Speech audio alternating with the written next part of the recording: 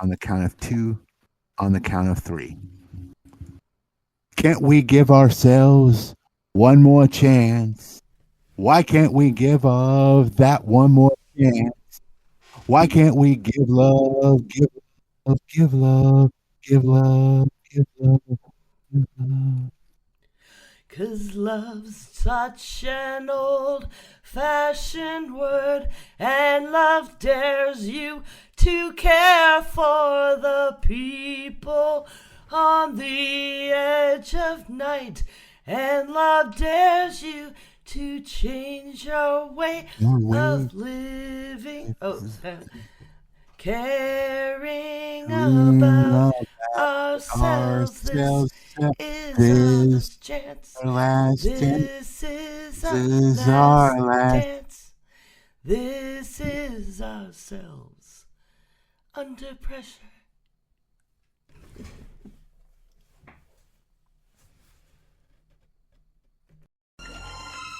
Devil is amongst us. Stay back, boy. This calls for divine intervention. I kick ass for the Lord.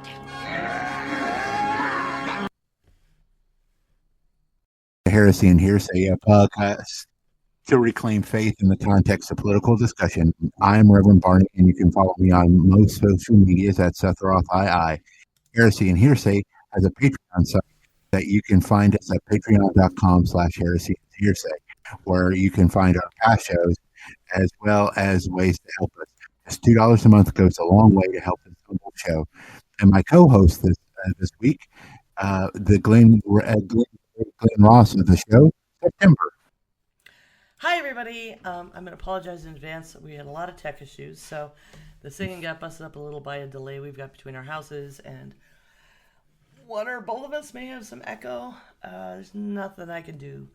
I've been out working, and these tech updates happened. I did have a chance to troubleshoot right before the show. So, I'm September, AKA Ninof12, this shitty producer. And you can follow me at ninof12.com to see all my other work. And follow this show, please, on YouTube, Facebook, Twitter, and any podcast catcher if you just search for Heresy and Hearsay. Please like, share, follow, subscribe. Give us a review. That really helps other people find us. And you can find the first volume of this podcast on YouTube and Patreon. So today we're going to be doing the closing argument of why you need to vote and why you need to vote for VP Harris and Governor Walz. And September's not a shitty producer. It's just tech. Yeah, it's one of those things. But before we get into that, Brother Bowie, will you lead us a word of prayer? Our Father, who art in heaven, hallowed be thy name. Thy kingdom come, thy will be done, on earth as it is in heaven. Give us this day our daily bread, and forgive us our trespasses, as we forgive those who trespass against us. Lead us not into temptation, but deliver us from evil. For thine is the kingdom, the power, and the glory, forever and ever. Amen. So, how we're going to approach this is I'm going to approach this as more faith-based or more moral-based. And the September is going to try to reach and do things as far as the policies and procedures and what Harris and Walz will be offering as far as that's concerned. So what I'm going to do is I'm going to have September start talking about, let's say housing and homeowner. I don't know. You pick what you want to talk about.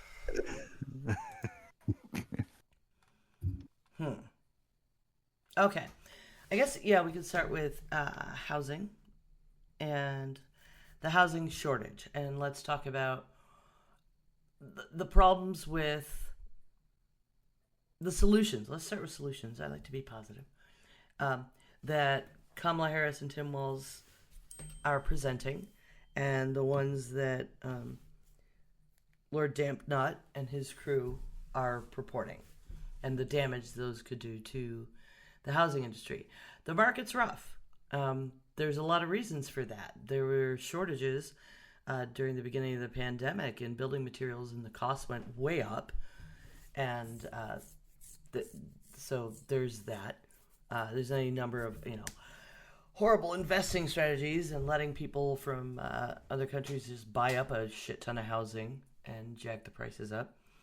So the Harris-Walz plan includes a lot of building of more affordable housing and subsidizing it by the government, expanding first-time home buyers credits and loans, hopefully without getting into too tangled a Fannie and Freddie, because we won't have a corrupt administration to screw it up.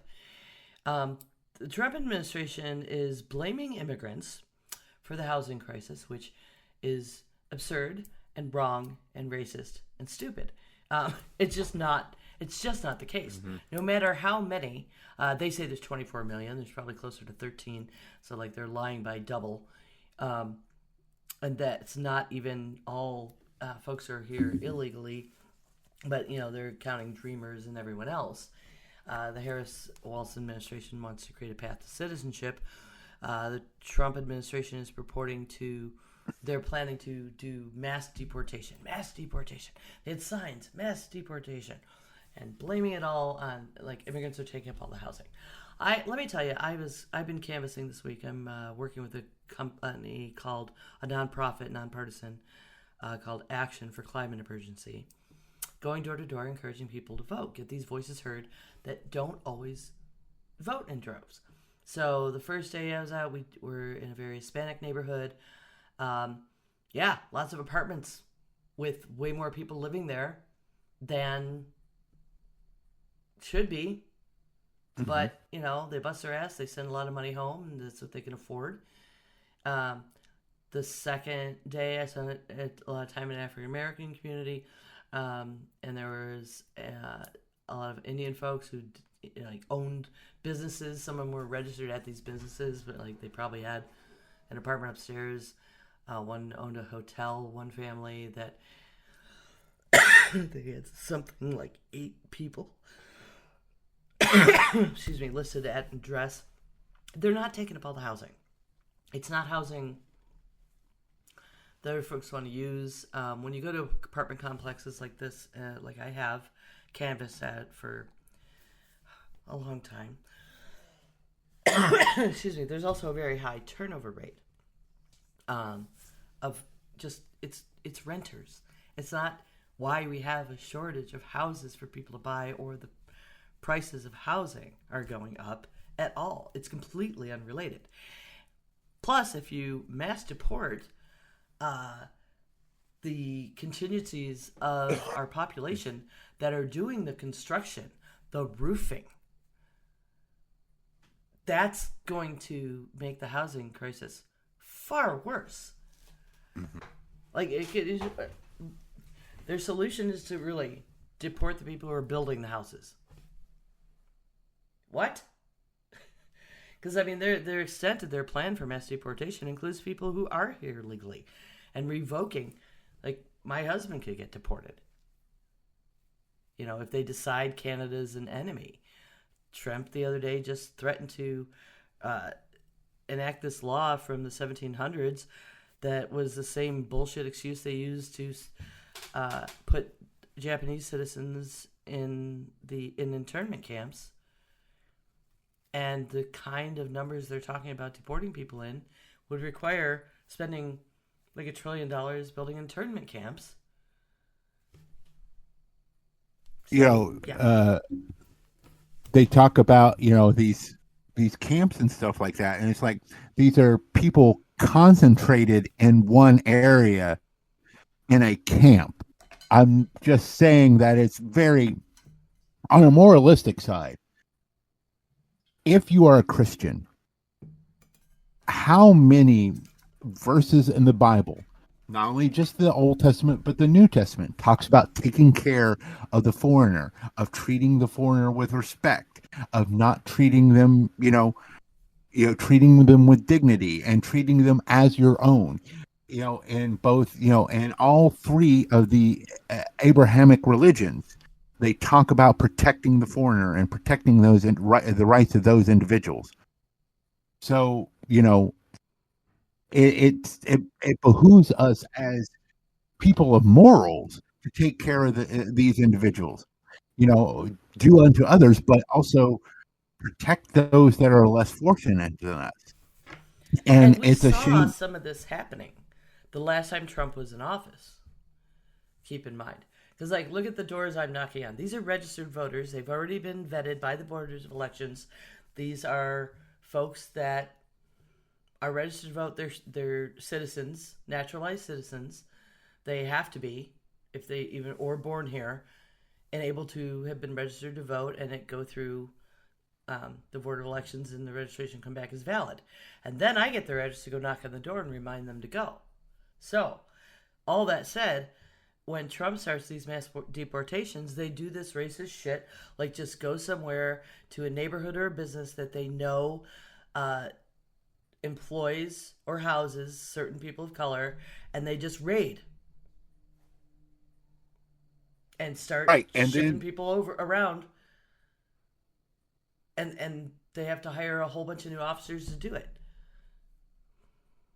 And you think that they're going to take the time to check and make sure the individuals that they're rounding up are illegal, or that it's just that they happen to be Hispanic or Haitian?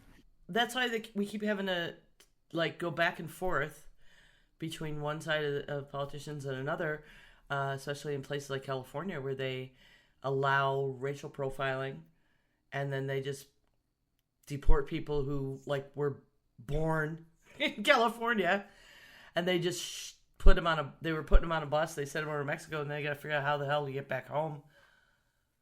There was an entire movie called Born in East LA starring Cheech from Cheech and Chong. But it's something that actually happens.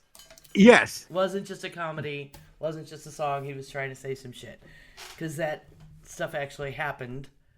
And it goes back and forth, depending on the policies of, the people we elect, where they decide that that's okay, we'll sort it out later, or they treat people with dignity and respect.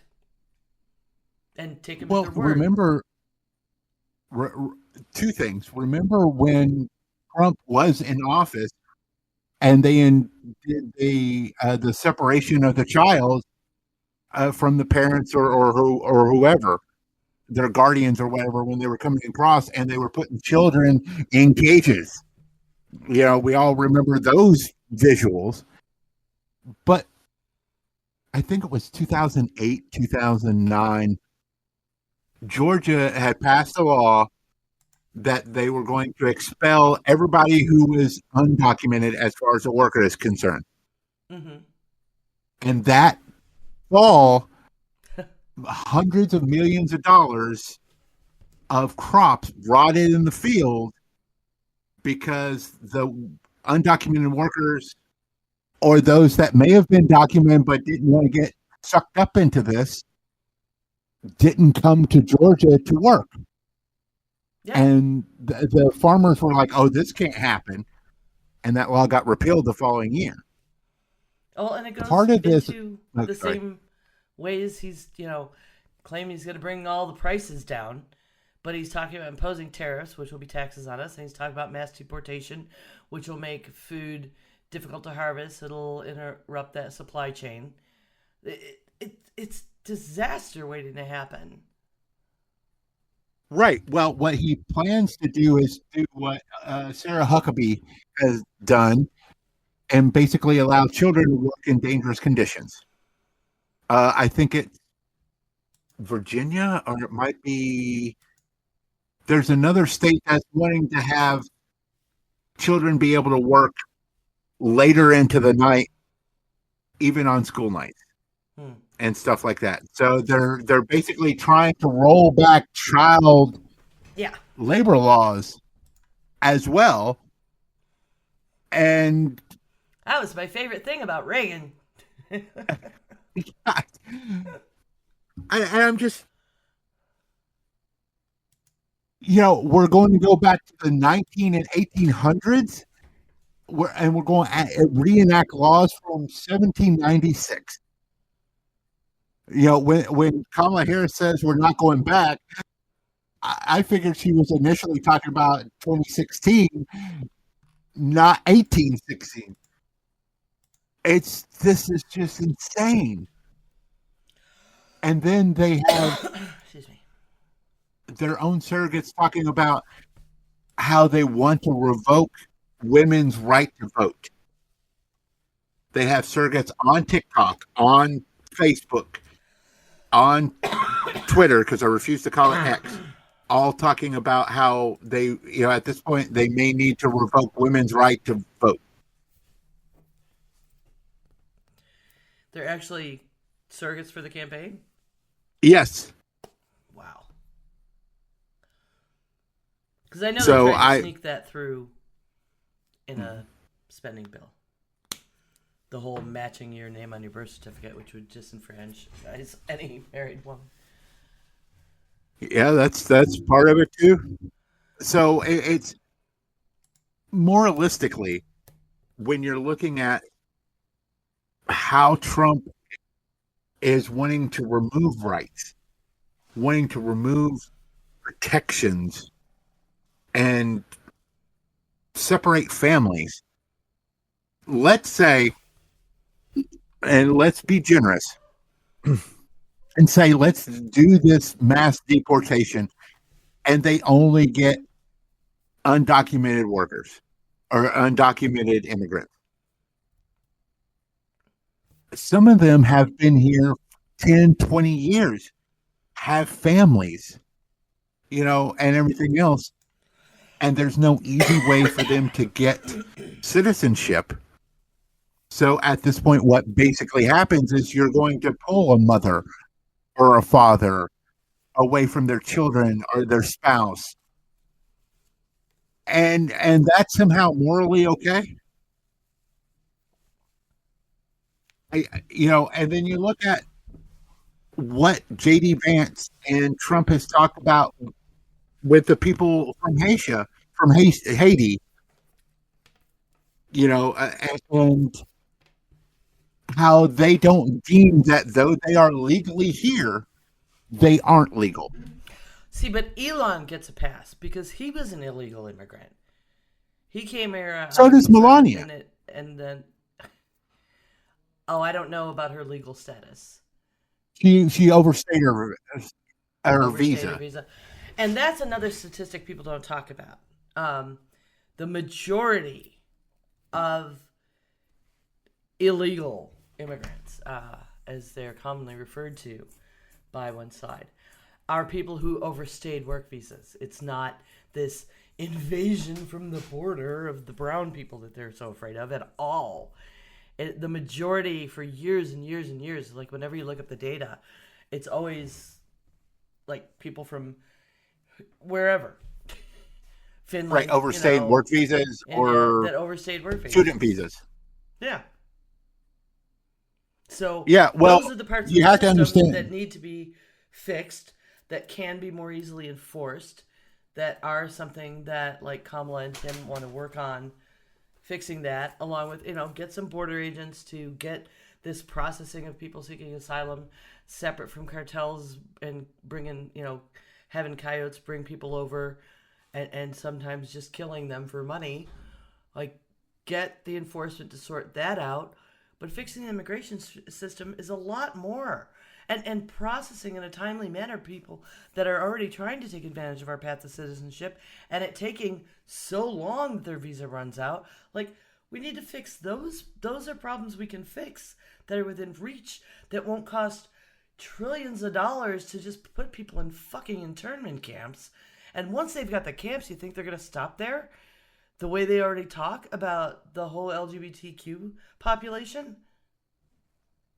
The enemy within. Yeah. They talk about the enemy within all the time. And women. Yes, and women. Shouldn't be able to vote. There's like a handful of them saying that dumb shit now. And we know Vance believes it. And Trump's an old dude. Yeah. If this is a red wave, fuck. Like, my son is asking me if we have a plan. You know how heartbreaking Well, luckily it is you're... for somebody who's worked in politics for as long as I have to try and make this country better. The reason I got in was to try and make everything better for my kids. And then they're scared. Yeah. Yeah. He's like, me and, none of my friends are safe. I mean, I'm privileged, and I'm looking at my birth certificate right now, knowing that I'm going to have to get a passport because I have a way to get to Canada. Now, once I get to Canada, that'll be a whole nother thing. But Do you, though? I didn't know you knew anybody with that kind of money. I'm not even sure we can do it. Oh, no, immigrating to Canada isn't just as simple as going there, darling. No, I understand that. But, once I'm there, I'll just hide. Yeah. I'm sure they won't see a 6'5", 350-pound plus guy just wandering around. In purple? Yeah. In purple. Yeah. But it's scary to think that people are starting to think about that. To come up with some kind of plan. In case Trump wins. I know we were scared in 2016, but this is different. The rhetoric Because he's saying so much.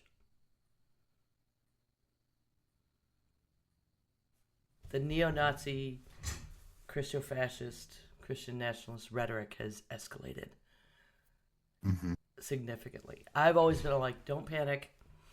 We have checks and balances in place.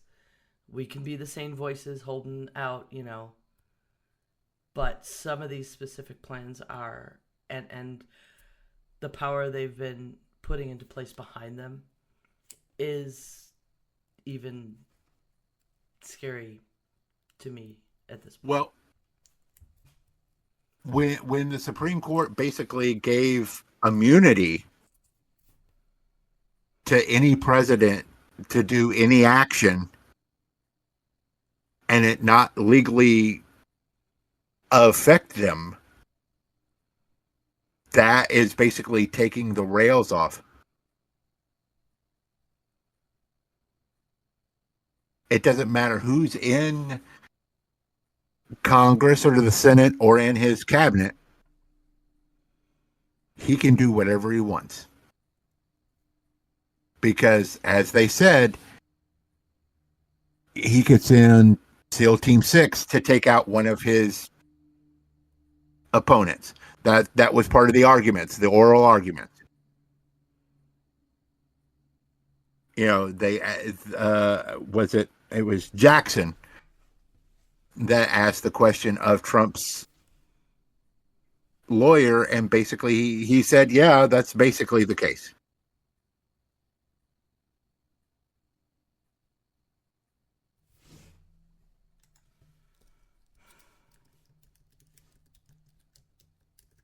So those kind of rails not being on, the things like he did with the president of Ukraine would be much more pronounced and would be much more open. And I do want to say this. For those individuals that are concerned about Harris's policies when it comes to Palestine, you think Trump is not going to let Netanyahu just carpet bomb Gaza, because that's what Netanyahu wants to do.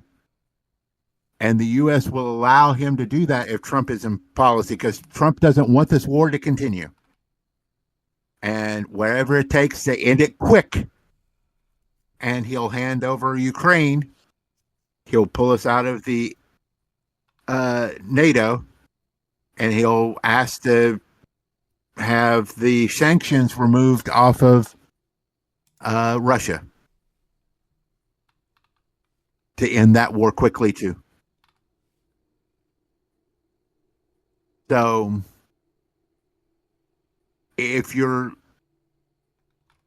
someone who cares about the Ukrainian people or the Palestinian people, Trump is not going to be the one that you want to vote for.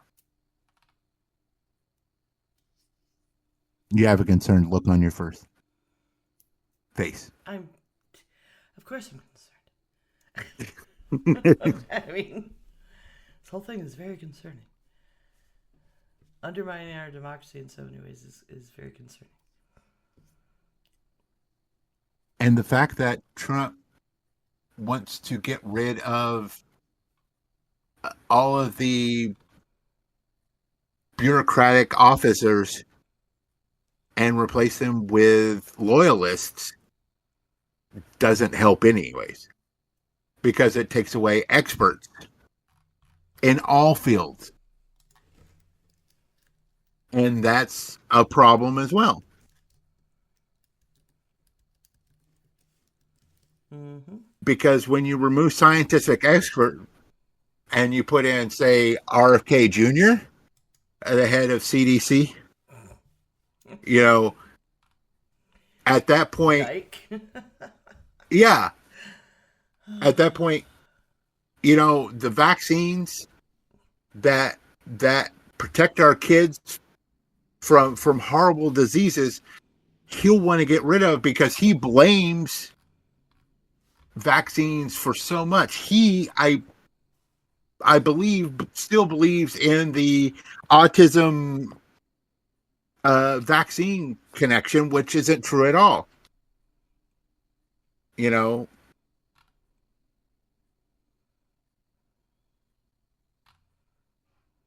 so when you're looking at Walz and Harris, one of the things that, and I brought this up last week, Walz was asked what was he most proud of to sign into law as a governor.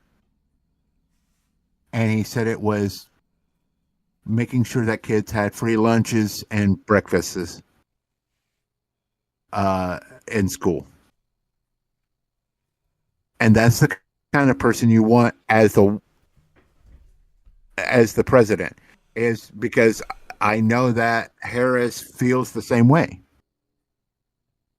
And she's talked about lowering drug prices for everybody. She's talked about making sure that people can afford housing, afford groceries, going after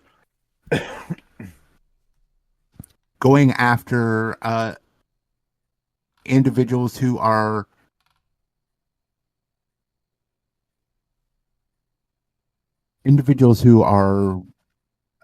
spiking the prices of gouging food prices and raising food prices that or keeping food prices up that don't need to be up, because they don't need to be up. At this point, the supply shock that we were dealing with is gone, and we don't have to deal with that anymore. So the prices should have come down, but they're not, because they're looking more at the profits situation. So, and that's an evil as well. Is, yes, it's fine to make a profit, but there's a difference between making a profit and just, being malicious and raising prices when they don't need to be raised. You can still make a profit without that. And most people do, but especially with the grocery prices these days, that's what they're doing. They're raising the prices of cheese, of eggs and everything else, bacon and meat and stuff that doesn't need to be raised. I've noticed a shift in pricing and everything, and things that I'm like, there's no need for this pricing to be raised because there's not a shortage anymore. But they're raising prices. I've also noticed the shrinkflation, which they talked about, where things have gotten small. Have you seen a candy bar lately? They're tiny. They are tiny. That's been And going on it for is many, just many not years. fair. Where they just change the packaging instead of the price and make it smaller. That's been going on for a long time. It's not new. Keeping some prices high. A lot of prices have been falling. The inflation is really way, way down right now. It's lower than it was back in 2000. Right now, actual inflation. Right. So prices are not climbing, but a lot of them never return to normal. Some things did, like milk and eggs, which is rough because those things are based on gas prices a lot of the times, and those have come back down. And farmers are still subsidized, so they can still sort of make a living when it's really, really low on those basic needs prices.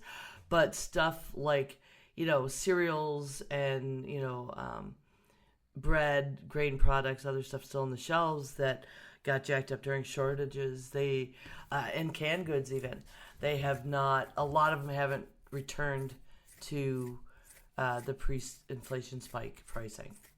And you can, easily look up, like, gosh, that seems kind of high, and go look at the profits of the corporation that makes it. Mm-hmm. Like, that's where the gap is.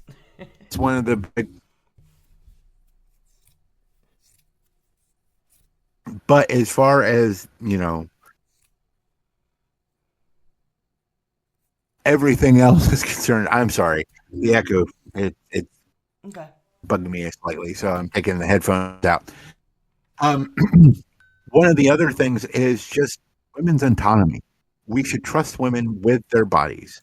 And the problem is that with Trump and everything else, and we've talked about this. We've talked about how Trump doesn't trust women and how women are dying. And there is another report about a woman laying in the hospital dying because she had a miscarriage at 18 weeks. She wanted to have this child. She had a miscarriage at 18 weeks. The doctors did nothing, and she died because of an infection, because they could not assist her in finishing aborting the baby and doing a DNC. And because of that, she died. And this is Trump doing this because of putting those 3 people on the court. And the court is going to... Thomas is an old man, and so is Aaliyah. There's a chance of at least 1 or 2 more people that the next president will put in. If it's Kamala Harris, we can balance the court again. And if it's not Harris, if it's Trump, then they'll put someone young, and it will be decades before we get another chance to fix it. And that is going to be a problem. Yeah. And not to mention the attack on education that he's planning, that I want him to not get through. This has been a long game of the party since Reagan, we know, dumbing down the electorate on purpose. It is known. But, I mean, even looking at his Agenda 47 on his own page, well, the boners making his webpage and running his campaign, like, they don't know anything. There's protecting students from the radical left and Marxist maniacs infecting educational institutions is listed twice on the first page. They just repeated the same. We ran out of nasty shit to say. But there's stuff in there. One of the more concerning things is they want to divert a bunch of money to the American Academy. Is it called? Yes, the American Academy. It wants to basically create Hitler Youth. Anyone? Propaganda. Money from universities and endowments and stuff for higher education, and put them all toward the American Academy to revolutionize higher education. Does no one remember that he had a sham of a school before he ran into the ground? And now they want him to use governmental power and our tax dollars to start another one. And it's way up at the top. Right up with no welfare for illegal aliens, which is already an imaginary fucking thing. Right, because if you apply... Because if you apply for welfare as an undocumented individual, A, you won't get it, and B, they'll kick you out. Yeah. You won't get a chance to become a citizen. Yeah. Like, it's in the paperwork. It's right there. Like, even like, for the first 10 years of 40-hour proven work, you can't even get any kind of welfare with a green card and being a resident alien. You just can't. They'll kick you out.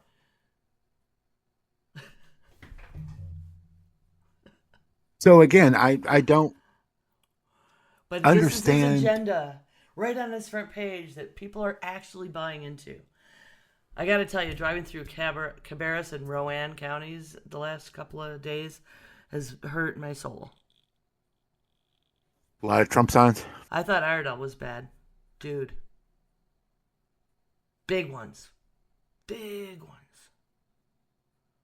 Vote the Bible was a new one I saw yesterday. That made me... Then they should be voting for Harris. Yeah. And, there was another one I saw today. I can't even remember. I blocked it out. The homemade ones are somehow even worse. But people border their whole property without their soul. Like, how? How do you listen to him?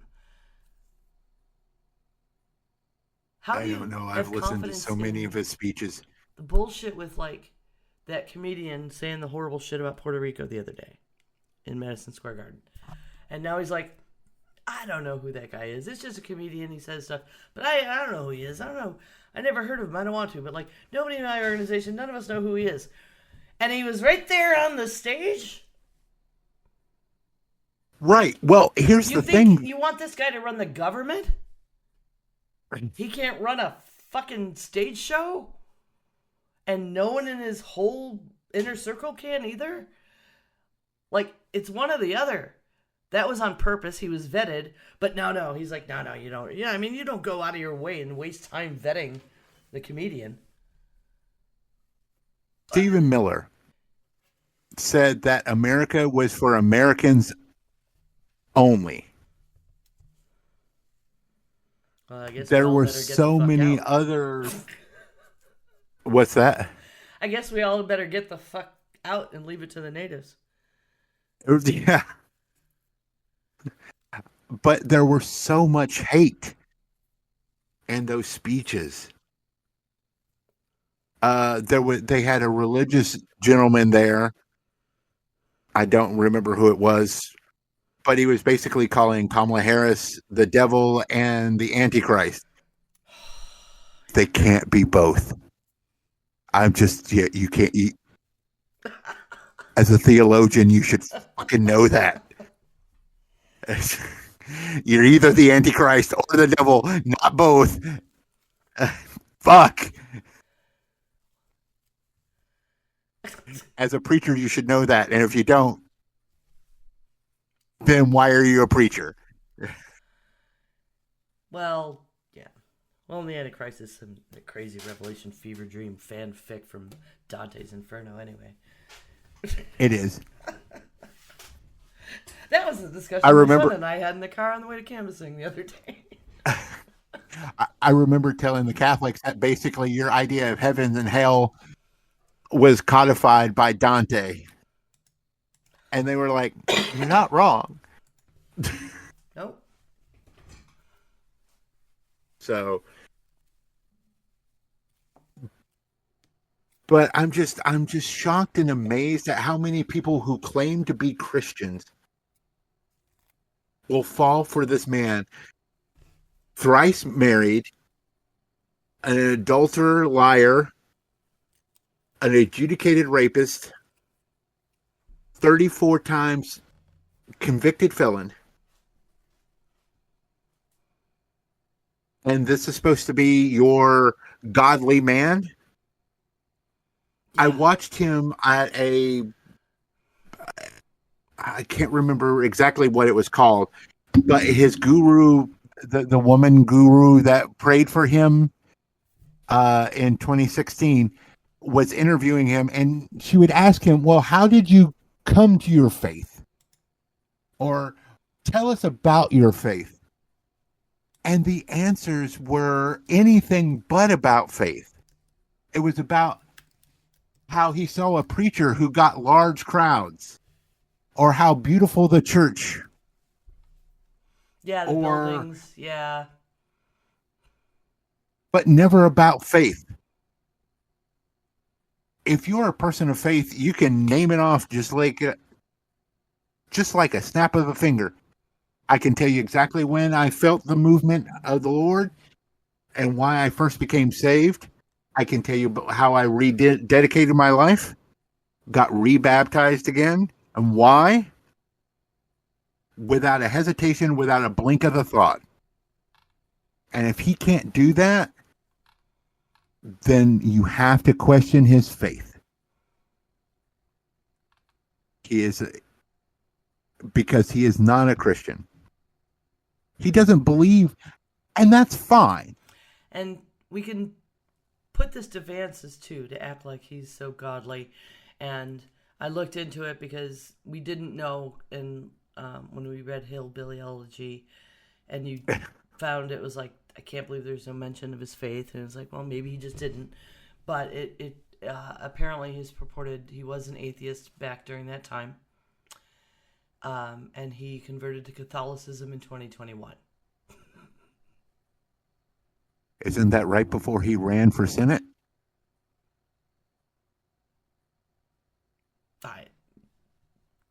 Yeah, sounds right. Yeah. Mm. And you know what he said when he was asked why? Oh, no. He said, I really liked that the Catholic Church was just really old. Dear Lord.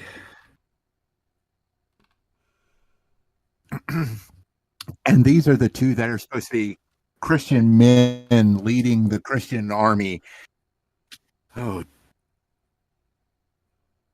I'm taking off my glasses and rubbing my eyes.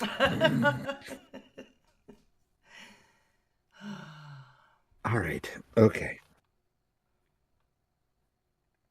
And here's the thing. I don't think you have to claim a faith to be the president of the United States. No. I don't think there needs to be that. There's not supposed to be a religious test for any office, except if you're going to run for president of your church.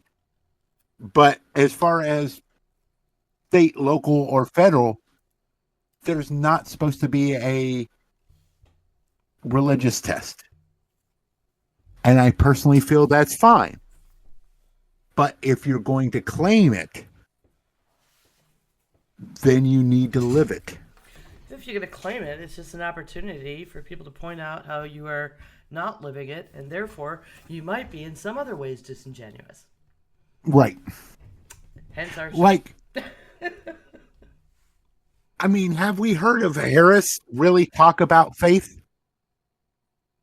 Not really. And that's fine. Therefore, I can't. I or anybody else can't point out how she's being disingenuous about faith because she's not talking about it. Governor Walz, I haven't heard him talk about faith per se, but he lives it. You know, you see it in how he treats his family, the laws he wants to pass. And Harris does the same thing. She wants to lift people up. And morally, as a Christian, a person of faith of any kind, if you're looking for someone who is going to be closer to your faith, then Harris and Walz would be that individual. Because, and we've had this discussion before, that most major faiths have a golden rule. Most major faiths are basically boiled down to don't be a dirk. Dirk.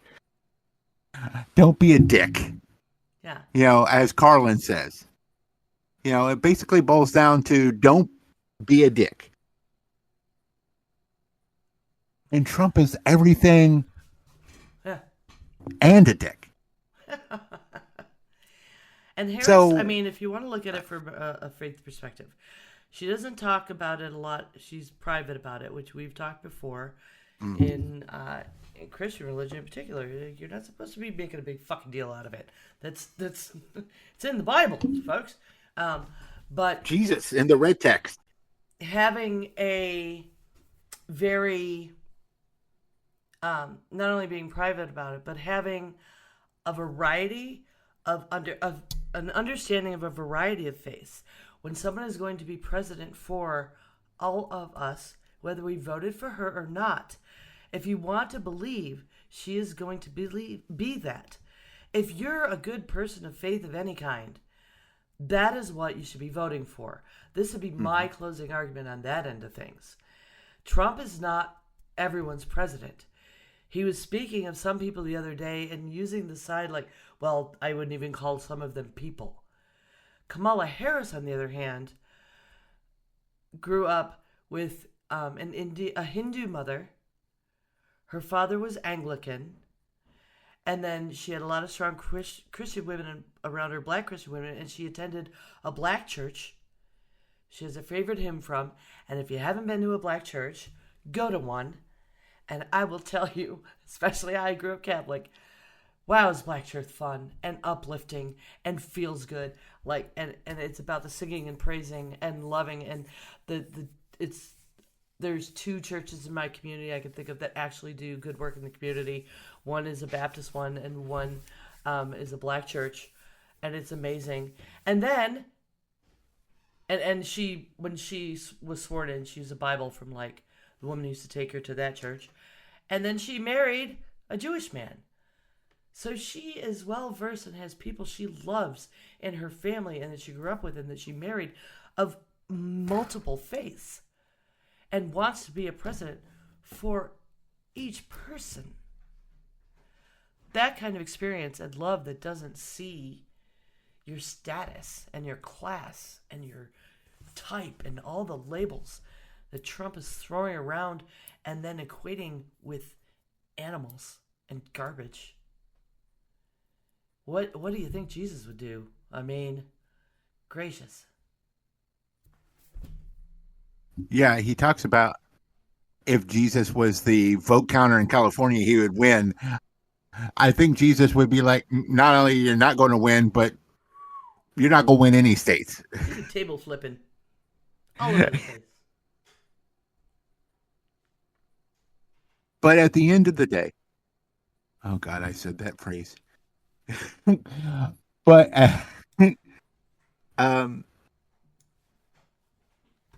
both on a moral level and on a policy level, because have we heard any real policies from Trump of how he, besides tariffs, and how he is going to deport everybody on the planet?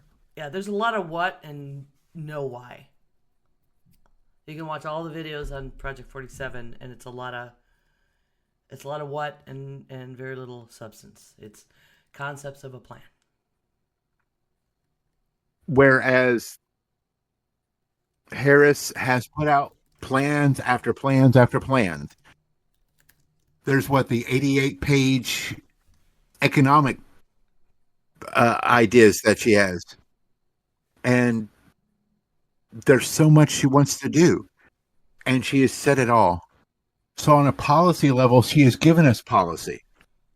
On a moral level, her policies are extremely moralistic. They're helping the lesser. And if you know your Bible, Jesus said, whatever you've done to the least of me, you've done to myself. So, with that being said, I think we've made our closing argument. Next week, we're going to record again on Thursday. Hopefully, we'll have some answers as far as who's won the election. At least we may know who's won the governor election here in North Carolina and everything else. I checked the polls, and it's still a huge gap between Stein and Robinson. I will also say this, that my county accepted my ballot, meaning that it will be counted. And also Trump is coming to my county on Sunday. And I probably know exactly where he's going. He's probably going to the airport, the old airport. So anyways, why don't we go ahead and get into our carrot and stick? Okay. I don't have the clip fixed for that. That's fine. So the carrot. Woo! Two of our biggest papers in North Carolina endorsed Harris Walz. The Charlotte News Observer, the Charlotte Observer, and the News Observer in Raleigh. Right. So. And both of them had very good arguments of why. That as far as benefits to North Carolina and everything else, why they should be that. The stick, two of the largest papers in the nation, in a true act of cowardice, the Washington Post and the New York Times refused to endorse, and the backlash has been swift and costly. This is not a time to hide, but to stand up and show what your papers are about. This shows us especially the paper that broke Watergate, that you're afraid of its own responsibility to inform and protect this nation from the Fourth Estate. Shame on you both. And you mean the LA Times? You said the New York Times. I'm sorry, I meant the LA Times. Yeah, I apologize. Which did endorse. The New York Times did endorse Harris. Yes. So I apologize. It's okay. All right, so call to action. September's already kind of doing this. Sure am. But reach out to 5 people. Ask them if they voted and see if they have a plan or if they haven't voted. Pressure them. I don't care who they're going to vote for.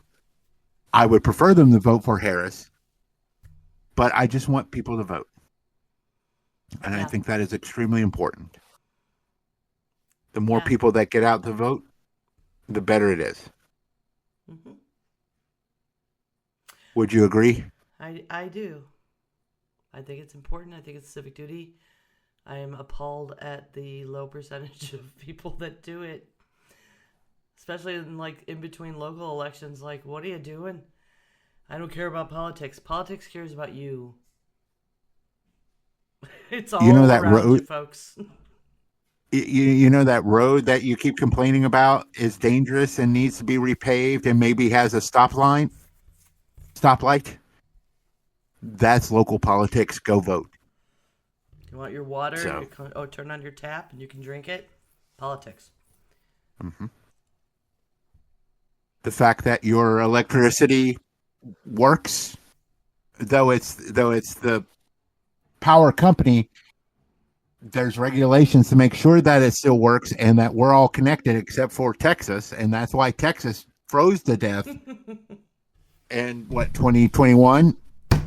So yeah. All right. With that being said, thank you for joining us at Heresy and Hearsay. I'm Rev Barney, and you can follow me on the socials at Sethroth II. Also, you can find the show on Facebook, Twitter, YouTube, and any podcast catcher. Just Google us.